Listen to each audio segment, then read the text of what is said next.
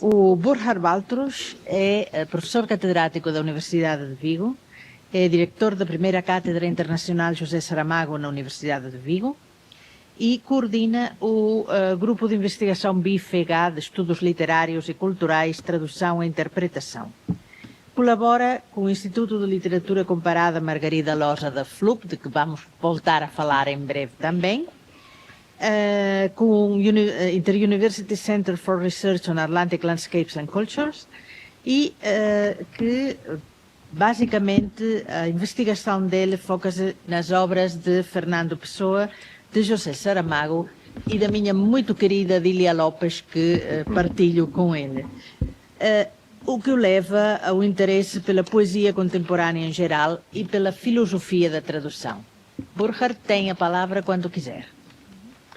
Desculpem, título de comunicação: O Centenário de Isabel da Nóbrega, Existencialismo e Nouveau Roman, em tradução no Portugal pré-revolucionário, parêntese, com José Saramago à margem. Ok, muitíssimo obrigado pela apresentação. Muito obrigado a todas as pessoas que estão aqui por estar presentes. Muito obrigado também ao convite. Há muitas pessoas, amigas, muito bons colegas muito conceituadas e conceituados. É para mim uma grande honra estar aqui. O título, um bocado longo, que enviei no início, reduzi um bocadinho. E isso também tem a ver com uma coisa com a qual quero começar. Eu quero primeiro esclarecer o meu lugar de fala. Como também já fui apresentado como diretor de uma cátedra, efetivamente dirijo uma cátedra dedicada a um autor que, no contexto do centenário de Isabel da Nóbrega, acho que deveria permanecer um bocadinho no fundo da fotografia. Também já se falou dele agora e ainda vai se falar muito dele, mas ao mesmo tempo é inevitável que desta mesma cátedra eu tente revisar um bocadinho aquilo que ajudou este autor a chegar ao lugar que hoje ocupa. E eu penso que Isabel da Nóbrega é uma autora imprescindível neste sentido. E a minha teoria, ainda sem comprovação, é a seguinte: aquilo que designamos por oralidade, por exemplo, dialogismo, autenticidade na obra de Saramago, deve-se em certa medida aos impulsos literários, mas também pessoais, proporcionados pela influência de Isabel da Nóbrega. Mas deixemos estas provas para outra ocasião e celebremos este ano o centenário de uma grande escritora. Falarei primeiro um bocadinho da figura e da sua recepção e darei depois breves exemplos daquilo que considero ser uma originalíssima transcriação do Nouveau Roman que ela realiza em Portugal, numa época muito difícil. Falo em 1964, com Viver com os Outros, um romance inovador, Prémio Camilo Castelo Branco, então considerado o mais prestigiado galardão literário em Portugal. Apesar de ter escrito, publicado e conquistado importantes prémios, condecorações e de se ter destacado como jornalista, Isabel da Nóbrega continua a ser lembrada de forma redutora como musa bela ou companheira de figuras ilustres. Muito menos se fala da sua contribuição para a literatura portuguesa, sobre a qual existem ainda escassos estudos.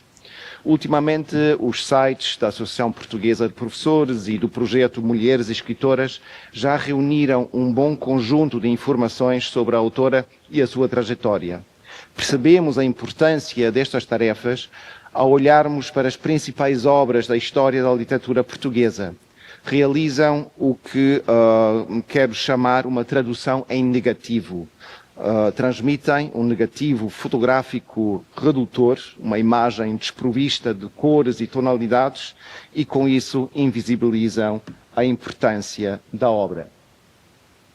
A clássica História da Literatura de Lopes Saraiva apenas lhe dedica uma breve menção. A história crítica de Carlos Reis ignora por completo, assim como as historiografias de Gavilanes, Apolinário ou de Becky Russo. Esta omissão estende-se aos manuais escolares e ao Plano Nacional de Leitura.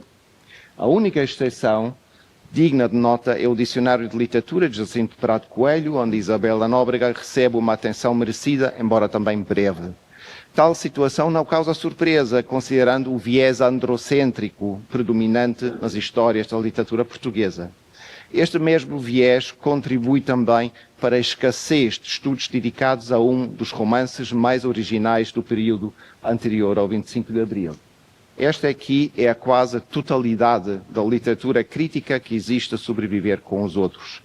Só as 3 referências a verde correspondem a estudos académicos, as amarelas são apenas recensões, 3 delas ainda dos anos 1960, e outras 2 a quando da última reedição do livro em 2005, também agora já escutado. E azul, um capítulo de um livro de ensaio. A tese de doutoramento, uma tese de doutoramento de uma investigadora brasileira, é muito breve e nem sequer menciona a relação com o Nouveau Roman. Importa salientar a presença de Isabel da Nóbrega nos escassos debates públicos sobre a situação da mulher na sociedade portuguesa dos anos 60. Um dos poucos eventos notáveis durante a ditadura foi o Congresso A Mulher na Sociedade Contemporânea, em 67, no qual interveio. No ano seguinte, participa ainda no colóquio sobre a condição da mulher portuguesa, todos eles debates vigilados muito de perto pelo regime, mas também pálidos reflexos dos eventos organizados por movimentos feministas noutros países. No texto inaugural das atas do segundo colóquio, a autora começa logo com uma emenda crítica ao título do evento, referindo-se não à condição, mas à situação da mulher, argumentando que uma transformação da sociedade é necessária para que a mulher possa fruir de uma real e total promoção. Isabel da Nóbrega adota com toda a franqueza a perspectiva da mulher urbana e burguesa, mas sem descurar a necessidade de extrapolar esta situação para a mulher camponesa. O seu texto lê-se como um manifesto político que reclama as mulheres artistas e intelectuais serem a consciência das outras, que ainda não acordaram do estado letárgico no que o sistema patriarcal as mantém confinadas. Este vigor e convicção caracterizaram já a escrita de Viver com os Outros, romance que recebeu grandes elogios por figuras centrais da literatura crítica, como Mário Dionísio, Oscar Lopes ou Eduardo Prado Coelho.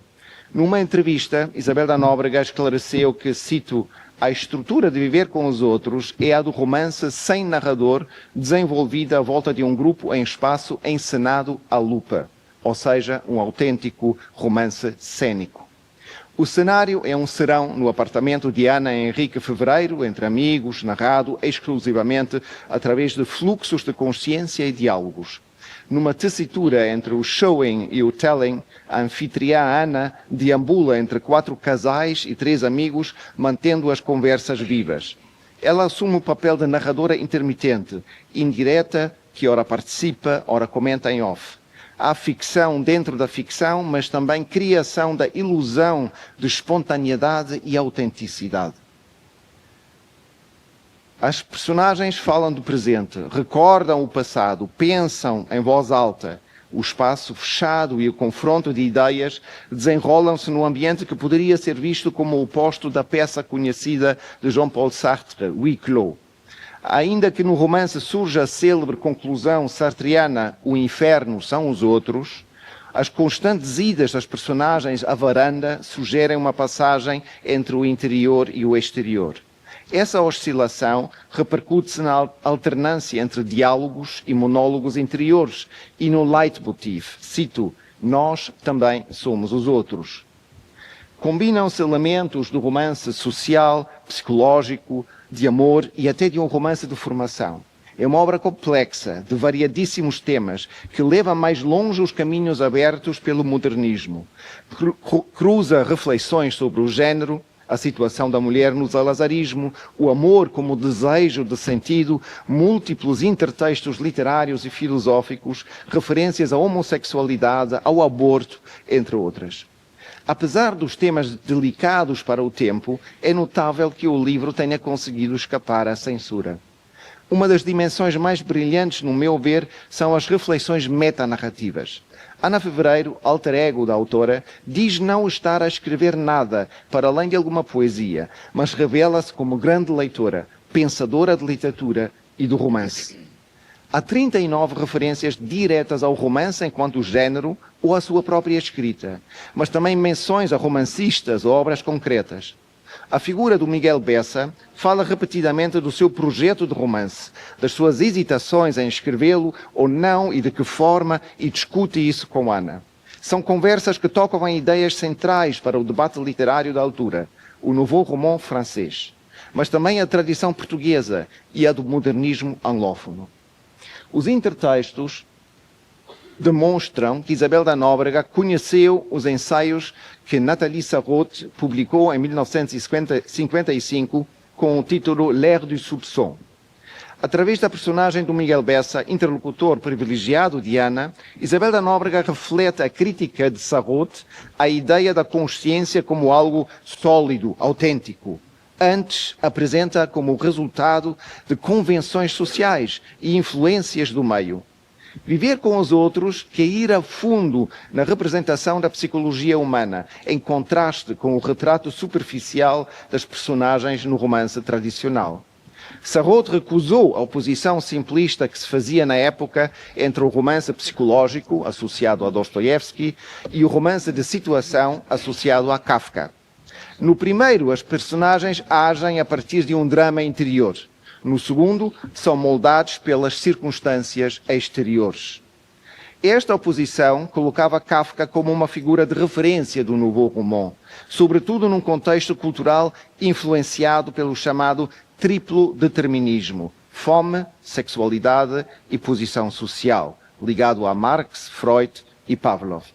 As preocupações do nouveau roman com a consciência, a forma e a linguagem podem, nesse sentido, ser aproximadas de viver com os outros. Num dos momentos centrais, Miguel, questionado por Ana sobre o seu projeto de escrita, recua uma memória de infância passada, num pinhal, durante as férias. Interroga-se como aceder à realidade interior sem ficar, como ele diz, do lado de fora. Também uma alusão ao despertar da homossexualidade, neste caso. Procura-se uma autenticidade que remete para os ideais existencialistas da época, mas vê-se bloqueado por um determinismo simbólico. Evoca Freud e Pavlov. Ana, por seu lado, sugere-lhe outra via. Recomenda-lhe a simplicidade das memórias da infância a partir do exemplo de Proust e da sua célebre frase: durante muito tempo deitava-me cedo, retirada de Du côté de chez Swann. A ideia é que a memória involuntária, aquela que surge em estados de transição do sono ou da infância, propicia uma escrita mais autêntica. Neste diálogo entre Ana e Miguel, há uma busca de autenticidade que, tal como para Sarraute, não procede da fidelidade à realidade visível, nem de personagens supostamente credíveis.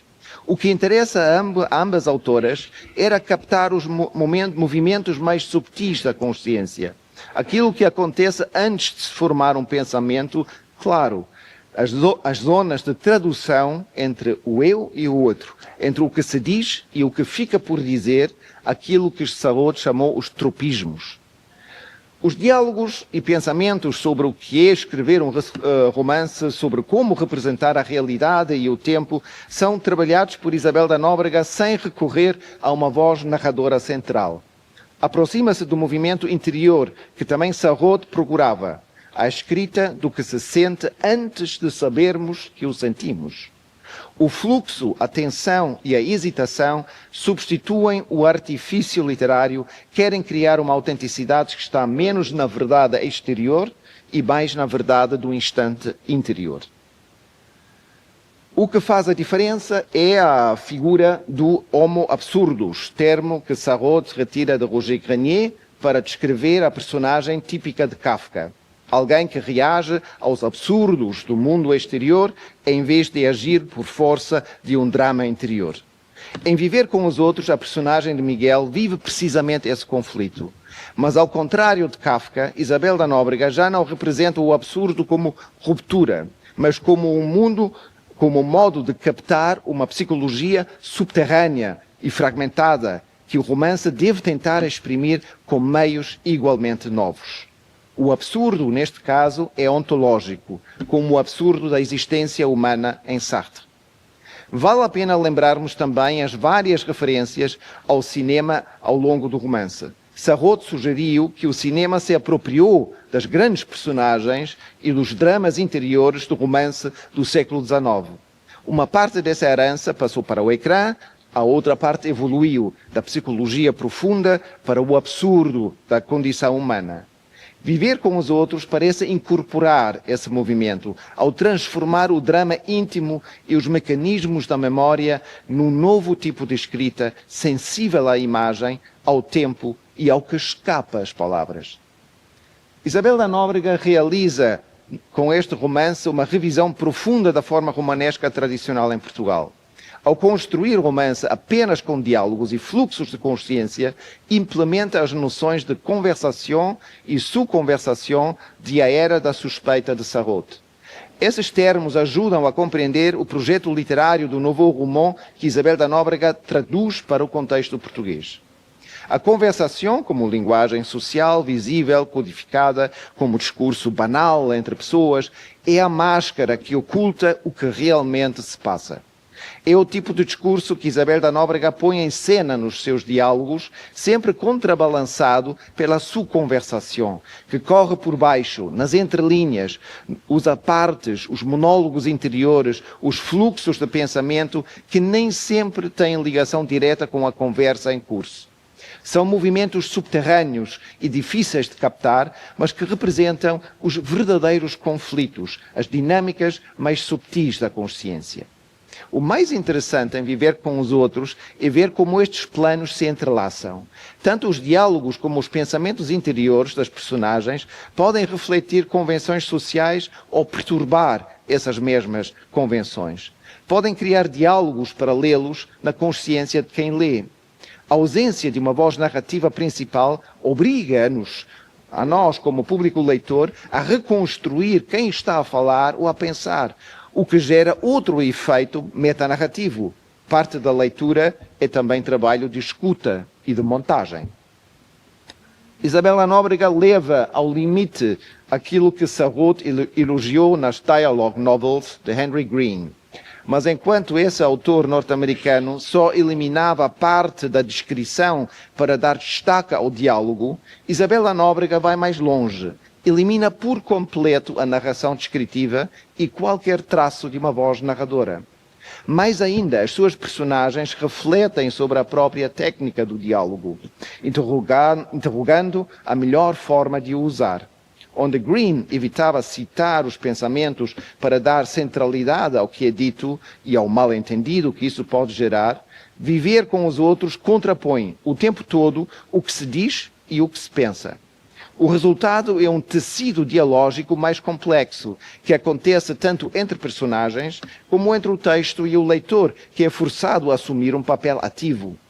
Aqui quem lê está sempre no meio do dito ou do não dito, do que aparece e do que é apenas sugerido. Poderíamos aplicar a mesma coisa a José Saramago. Neste sentido, a personagem de Ana Fevereiro desempenha um papel de proto-escritora, escritora de facto, dinamizadora, facilitadora, teórica da literatura, alter ego da autora, etc. Ela funciona como uma tecedeira que orienta o fluxo das conversas e sua conversação, organizando os vários níveis do discurso. Num dos momentos em que Ana se refere diretamente ao marido numa declaração amorosa em forma de monólogo interior, ela define o tipo de diálogo do seu romance, do romance de Isabel da Nóbrega. Cito: um diálogo ininterrupto, exaltado, violento, confiante, brando, risonho, violento, mórbido, violento, dissecador, analista, moralista, sentimental, violento, assustado, desencontrado, encontrado, violento, exaustivo, comovido, irônico e romântico. Esta forma de escrita deve nascer de um pulso interior, como se afirma quando Miguel questiona a validez do meio burguês como enquadramento de um romance.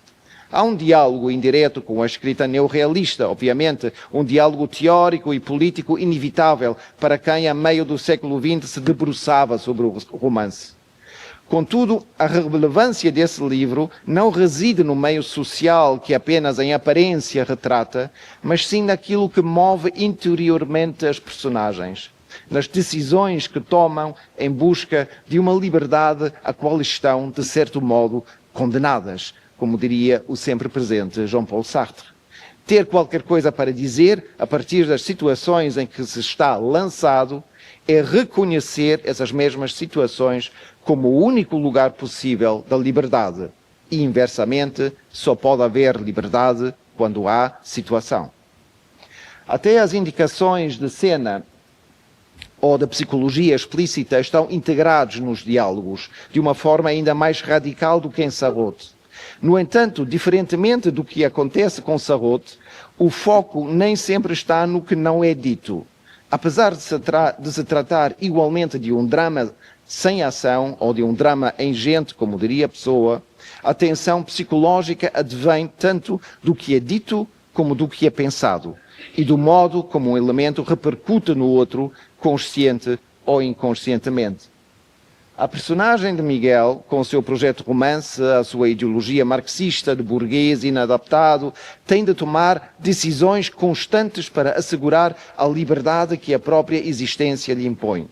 Tem consciência crítica da sua classe social, na qual se assume homossexual, apesar das adversidades, e onde se permite atuar de forma impulsiva, fervorosa e inteligente, tal como Ana, com quem protagoniza os diálogos mais intensos. Logo, numa fase inicial, Ana propõe ao grupo um jogo de caráter erudito. Cada pessoa escreveria, em poucas linhas, a sua visão sobre o romance, para que, após uma leitura partilhada, a Assembleia tentasse adivinhar a autoria dos fragmentos. As pessoas fazem-lhe à vontade e até conseguimos deduzir dos diálogos e monólogos um pouco do que escreveram. Podíamos dizer que, ao longo do serão, as personagens se escrevem a si mesmas. Mas a leitura partilhada é adiada para um encontro futuro e acabamos por ficar nós, público leitor, com a responsabilidade de preencher este espaço nas entrelinhas. Ou, como se diz em certo momento, ler é viver por procuração. Esta condição manifesta-se até nas múltiplas variações do próprio título da obra. Variações essas que acabam por funcionar também como comentários sobre a sua escrita. Não vou comentá-las, só queria mostrar uma seleção das muitas variantes que entretecem a reflexão metanarrativa, psicológica e filosófica do romance. A personagem de Maria Luísa confessa-se até inquieta por achar o jogo de escrita coletiva um verdadeiro psicoteste. Isabel da Nóbrega põe em cena a escrita dentro da escrita e coloca-nos a questão central desta metanarratividade cênica. Diz-me o que escreves e dir-te-ei quem és. É igualmente relevante notar, em relação ao Stream of Consciousness, no qual se encontram semelhanças com Sarraute, mas sem a ancorar exclusivamente na experiência individual identitária, como era o caso em Joyce ou Virginia Woolf. Isabel da Nóbrega pretende ultrapassar o eu, explorando zonas de indistinção entre sujeitos, como, por exemplo, quando a figura de Ana põe em causa o seu eu enquanto centro de identidade. Em certo momento, ela pensa, cito, às vezes assisto-me a viver como se eu fosse outra, um desdobramento de imagens. Mas também reflete em alto sobre como nós construímos as nossas personagens, os nossos duplos, numa óbvia extensão do debate heteronímico pessoano. Concluindo, penso que viver com os outros redefine o romance como um campo de tensão entre o visível e o invisível, o audível e o inaudível. A conversação é o palco do cotidiano social, a subconversação, seu subsolo. E o in-between space, para falar com Homi K. Bhabha, é onde se joga a verdadeira literatura. Neste caso, também como processo de tradução. Isabel da Nóbrega introduz no romance português uma escrita de cariz cênico, de raiz teatral, que constrói significados a partir dos diálogos e dos fluxos de consciência, confiando no público leitor e espectador para captar o que se insinua nas entrelinhas. Como escreveram António Feijó e Miguel Tamen no seu livro O Cânone, a qualidade literária não se mede pela popularidade, mas pela capacidade de trazer algo novo ao sistema literário. E é isso mesmo que eu penso que encontramos em Viver com os Outros, um livro verdadeiramente único na literatura portuguesa ao meio do século XX. E espero que se reedite em breve. Muitíssimo obrigado pela vossa atenção.